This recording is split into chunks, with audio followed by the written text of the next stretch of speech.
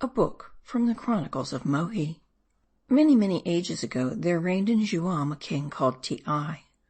This Ti's succession to the sovereignty was long disputed by his brother Marjora, who at last, rallying round him an army, after many vicissitudes, defeated the unfortunate monarch in a stout fight of clubs on the beach. In those days Willamilla, during a certain period of the year, was a place set apart for royal games and diversions, and was furnished with suitable accommodations for king and court. From its peculiar position, moreover, it was regarded as the last stronghold of the Juam monarchy, in remote times having twice withstood the most desperate assaults from without. And when Rununu, a famous upstart, sought to subdue all the isles in this part of the archipelago, it was to Willamilla that the banded kings had repaired to take counsel together, and while there conferring were surprised at the sudden onslaught of Rununu in person. But in the end the rebel was captured, he and all his army, and impaled on the tops of the hills. Now defeated and fleeing for his life, Ti with his surviving followers was driven across the plain toward the mountains. But to cut him off from all escape to inland Willamilla, Marjora dispatched a fleet band of warriors to occupy the entrance of the defile. Nevertheless, Ti, the pursued, ran faster than his pursuers, first gained the spot, and with his chiefs fled swiftly down the gorge, closely hunted by Marjora's men. But arriving at the farther end, they in vain sought to defend it, and after much desperate fighting, the main body of the foe corning up with great slaughterer, the fugitives were driven into the glen. They ran to the opposite wall of the cliff, where turning, they fought at bay, blood for blood and life for life, till at last, overwhelmed by numbers, they were all put to the point of the spear. With fratricidal hate, singled out by the ferocious Marjora, Ti fell by that brother's hand. When stripping from the body the regal girdle, the victor wound it round his own loins, thus proclaiming himself king over Juam. Long torn by this internecine war, the island acquiesced in the new sovereignty.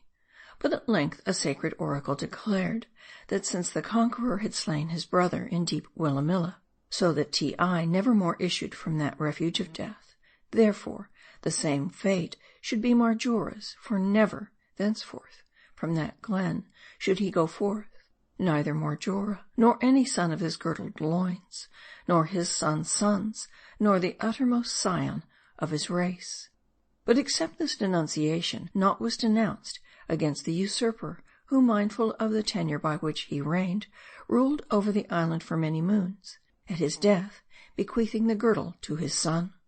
In those days, the wildest superstitions concerning the interference of the gods in things temporal prevailed to a much greater extent than at present. Hence Marjora himself, called sometimes in the traditions of the island the heart of black coral. Even unscrupulous Marjora had quailed before the oracle. He bowed his head, say the legends. Nor was it then questioned by his most devoted adherents that had he dared to act counter to that edict, he had dropped dead the very instant he went under the shadow of the defile. This persuasion also guided the conduct of the son of Marjora, and that of his grandson. But there at last came to pass a change in the popular fancies concerning this ancient anathema.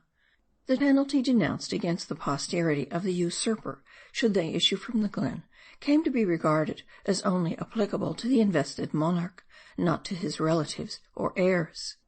A most favorable construction of the ban, for all those related to the king freely passed in and out of Willamilla.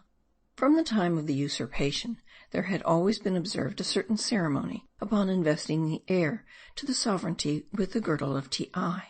Upon these occasions the chief priests of the island were present, acting an important part. For the space of as many days as there had reigned kings of Majora's dynasty, the inner mouth of the defile remained sealed, the new monarch placing the last stone in the gap.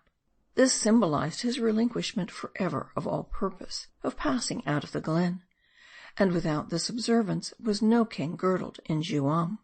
It was likewise an invariable custom for the heir to receive the regal investiture immediately upon the decease of his sire.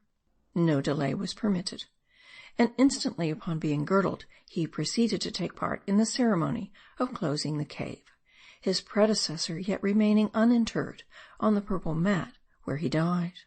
In the history of the island 3 instances were recorded, wherein, upon the vacation of the sovereignty, the immediate heir had voluntarily renounced all claim to the succession, rather than surrender the privilege of roving, to which he had been entitled as a prince of the blood. Said Rani, one of these young princes, in reply to the remonstrances of his friends, "What, shall I be a king only to be a slave? Tiai's girdle would clasp my waist less tightly than my soul would be banded by the mountains of Willamilla. A subject, I am free, no slave in Juam but its king, for all the tassels round his loins." To guard against a similar resolution in the mind of his only son, the wise sire of Donjalolo, ardently desirous of perpetuating his dignities in a child so well beloved, had from his earliest infancy restrained the boy from passing out of the glen, to contract in the free air of the archipelago tastes and predilections fatal to the inheritance of the girdle. But as he grew in years, so impatient became young Donjalolo of the king his father's watchfulness over him, though hitherto a most dutiful son, that at last he was prevailed upon by his youthful companions to appoint a day on which to go abroad and visit Mardi. Hearing this determination, the old king sought to vanquish it, but in vain. And early on the morning of the day that Donjalolo was to set out, he swallowed poison and died, in order to force his son into the instant assumption of the honours thus suddenly inherited.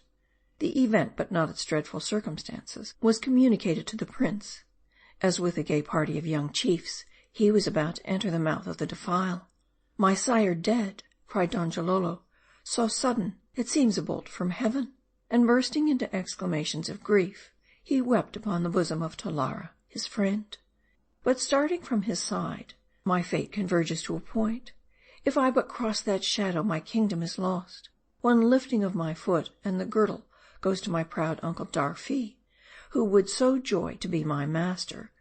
Haughty dwarf! O Oro, would that I had ere this passing thee, fatal cavern, and seen for myself what outer Mardi is. Say ye true, comrades, that Willamilla is less lovely than the valleys without? That there is bright light in the eyes of the maidens of Mina, and wisdom in the hearts of the old priests of Marama? That it is pleasant to tread on the green earth where you will, and breathe the free ocean air? Would, oh would that I were but the least of yonder sun clouds, that look down alike on Willamilla and all places besides. Then I might determine aright. Yet, why do I pause? Did not Rani, and Atama, and Mardona, my ancestors, each see for himself free Mardi, and did they not fly the proffered girdle, choosing rather to be free to come and go, than bury themselves forever in this fatal glen? O Mardi, Mardi, art thou then so fair to see? Is liberty a thing so glorious? Yet can I be no king, and behold thee. Too late, to view thy charms and then return. My sire, thou hast wrung my heart with this agony of doubt. Tell me, comrades, for ye have seen it, is Mardi sweeter to behold than it is royal to reign over Juam? Silent are ye?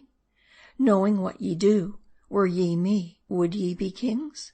Tell me, Talara, no king, that were to obey and not command. And none hath Donjalolo e'er obeyed but the king his father. A king, and my voice may be heard in farthest Mardi, though I abide in narrow Willamilla. My sire, ye flying clouds, what look ye down upon? Tell me, what ye see abroad. Methinks sweet spices breathe from out the cave. Hail Donjalolo, king of Juam, now sounded with acclamations from the groves. Starting, the young prince beheld a multitude approaching, warriors with spears, and maidens with flowers, and Kubla, a priest, lifting on high the tasseled girdle of Ti, and waving it toward him. The young chiefs fell back. Kubla, advancing, came close to the prince, and unclasping the badge of royalty, exclaimed, "Donjalolo, this instant it is king or subject with thee. Wilt thou be girdled monarch?" Gazing one moment up the dark defile, then staring vacantly, Donjalolo turned and met the eager gaze of Darfee. Stripping off his mantle, the next instant he was a king. Loud shouted the multitude and exulted. But after mutely assisting at the closing of the cavern, the new-girdled monarch retired sadly to his dwelling, and was not seen again for many days. Chapter 72